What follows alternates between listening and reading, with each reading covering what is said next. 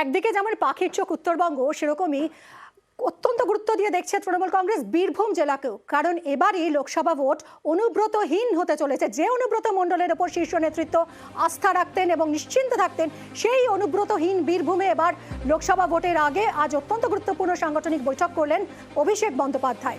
কড়া দাওয়াই দিয়েছেন তিনি।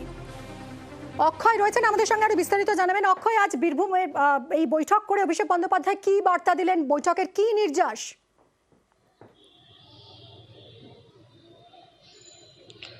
দেখো, তোমাকে বলে রাখি, অনুব্রত মণ্ডল গ্রেপ্তার হওয়ার পর বীরভূম জেলায় কিন্তু গোষ্ঠীদ্বন্দ্ব তৃণমূলে মাথাচাড়া দিয়েছিল। আজকে বৈঠকের প্রথমেই অনুব্রত মণ্ডল প্রসঙ্গে অভিষেক বন্দ্যোপাধ্যায় যেটা বলেন যে অনুব্রত মণ্ডলকে বিনা দোষে জেলের মধ্যে রাখা হয়েছে।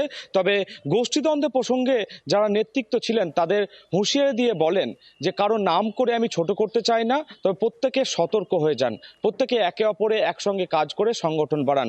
পাশাপাশি গত যে লোকসভা নির্বাচন হয়েছিল সেই লোকসভা নির্বাচনে দুটি আসনে তৃণমূল জয়লাভ করেছিল, ঠিক কথা, কিন্তু যে 11টি বিধানসভা, সেই 11টি বিধানসভার মধ্যে কিন্তু বেশিরভাগ শহরাঞ্চল যে ভোট, সেই ভোটে কিন্তু তৃণমূলের ফলাফল খারাপ হয়েছে। সেই কারণেই অভিষেক বন্দ্যোপাধ্যায় ওখানে যারা কর্মী ছিলেন এবং নেতৃত্ব ছিলেন, এক কথায় ধমক দিয়ে তিনি বার্তা দিয়েছেন যে এই লোকসভা নির্বাচনে যদি শহরাঞ্চলে ফলাফল খারাপ হয় তৃণমূলের, সেক্ষেত্রে ভাইস চেয়ারম্যান হোক, চেয়ারম্যান হোক বা শহর সভাপতি হোক, কারো পদ থাকবে না।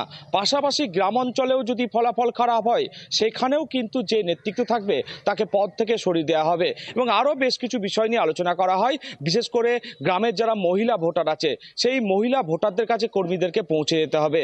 সরকারি বিভিন্ন যে প্রকল্প, সেই প্রকল্পগুলিকে তুলে ধরতে হবে। পাশাপাশি মহিলারা যাতে বেশি পরিমাণে ভোট দিতে পারে, ভোট কেন্দ্রে তারা যাতে সঠিক সময়ে যেতে পারে, এই সমস্ত নির্দেশ দেওয়া হয় কর্মীদের। এবং বিশেষ করে বার্তা তিনি দিয়েছেন আজ, দ্বন্দ্ব ভুলে একসঙ্গে লড়াইয়ের বার্তা দিয়েছেন আজ অভিষেক। তৃণমূলের কোনো গোষ্ঠীদ্বন্দ্ব নেই। যদি কোথাও গোষ্ঠীদ্বন্দ্ব থাকে, তার জন্য আজকে বৈঠক হয়েছে এবং দল ঐক্যবদ্ধ এবং শক্তিশালী। আপনাদের যদি কষ্ট হয় যে তৃণমূলের গোষ্ঠীদ্বন্দ্ব হচ্ছে, তৃণমূলের দুর্বল হচ্ছে, যেদিনকে ভোটের ফল বেরোবে আপনি খুব খুশি হবেন।